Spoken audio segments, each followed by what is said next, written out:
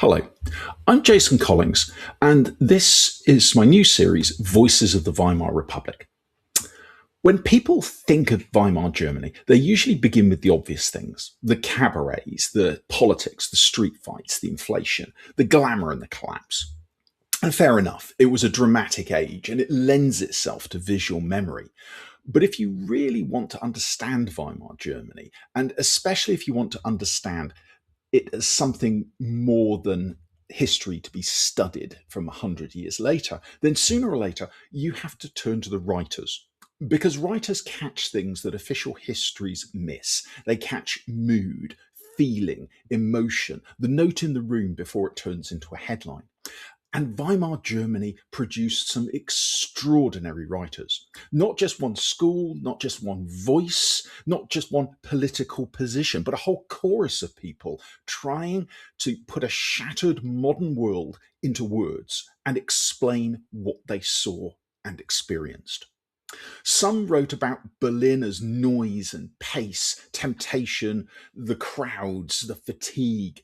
Some focused on the war and its aftermath, the damage done to a generation of men and the moral confidence of Europe. And some wrote from the edges as women, exiles, satirists, political outsiders, sexual dissidents, and difficult minds who saw more clearly than polite society wanted to hear about. And that's what this series is about. Not simply famous authors, still less neat literary syllabus, because that's not my background. I trained as a historian. I come to this from how can you understand the people of the time, not appreciate the literature.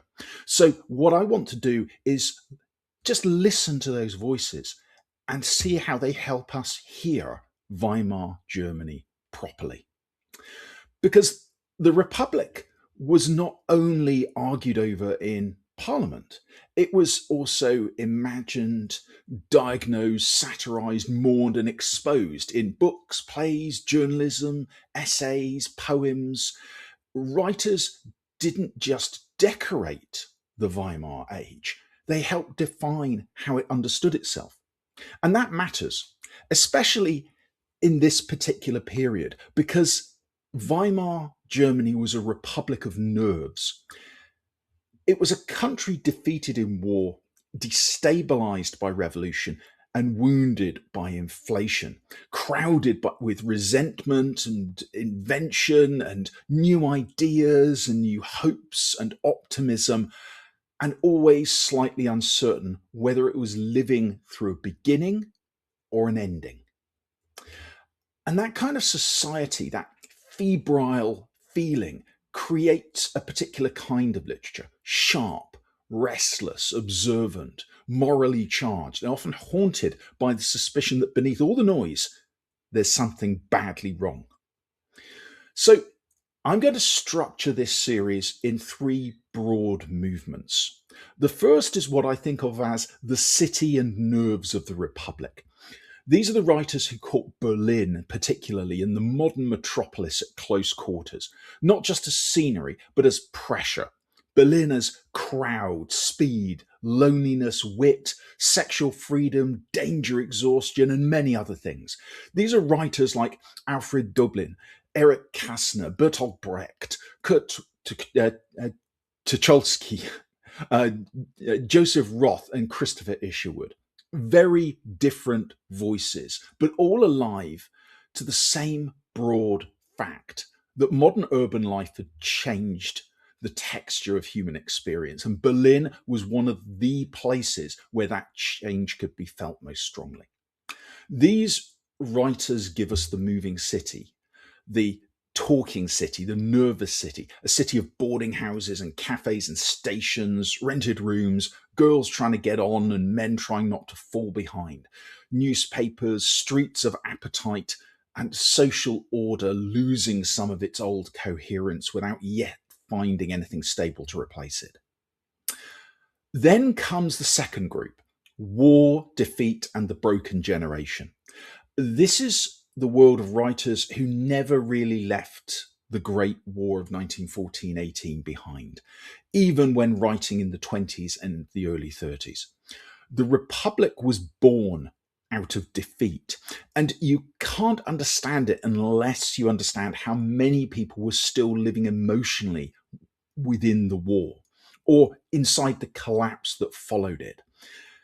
This section gives you writers like Maria Remarque, Ernst Junger, Arnold Zweig, Stefan Zweig, Hans Fallada, and others around them. Writers preoccupied by damage, disillusionment, hardness, ruin, memory, and the problem of how or whether a personal nation can come back from that greater catastrophe.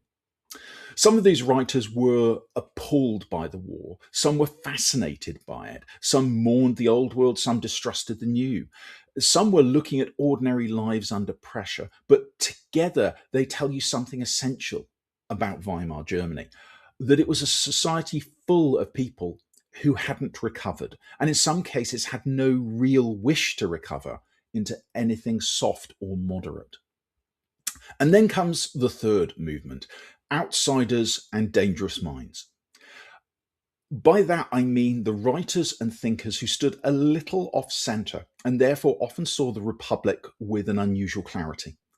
Women writing about modern female life without sentimentality, exiles, semi outsiders watching Germany with cool intelligence, radical journalists, sexual reformers, satirists, difficult or unfashionable observers, people who noticed what respectable culture wanted blurred out.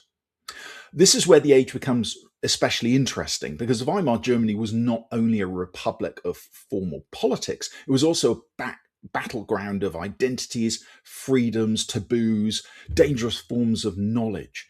Writers in this group often tell us where the social pressure was in the treatment of women, in the policing of sexuality, in class performance, in the anxiety of modernity. And taken together, these three groups that I will be talking about give us something close to a view of the social anatomy of the Weimar Republic. A city and its nerves, the war and its wreckage, the outsiders, and the minds of those who would not behave. And that, I think, is one of the things that Weimar literature gives us that feels so alive. It's not merely about the past, it's about what happens when a society is clever, overstimulated, unstable, politically fragile, culturally brilliant, morally ambiguous, and increasingly unable to agree on what sort of future it wants. And that is not a dead subject. Look around you. This is exactly where we find ourselves today. And whilst history does not repeat itself, there are lessons that we can learn. This feeling, this dynamism, helps explain why these writers matter beyond Germany, how they shape the modern city, how they shape anti-war literature, how they shape satire and political theatre. In some cases, they changed literature. In some cases, politics. In others, they brought a new emotional vocabulary that people understood into the 20th century. And they are very much useful to us now. They noticed the fatigue before the collapse. They noticed the falseness before the exposure and the panic before the panic had admitted that it was there. That's why I want to do this series, because if you want the full Weimar Republic, you need the politicians and the generals and the police and the events. Of course you do. But you also need to hear the voices. These are the voices of the Weimar Republic.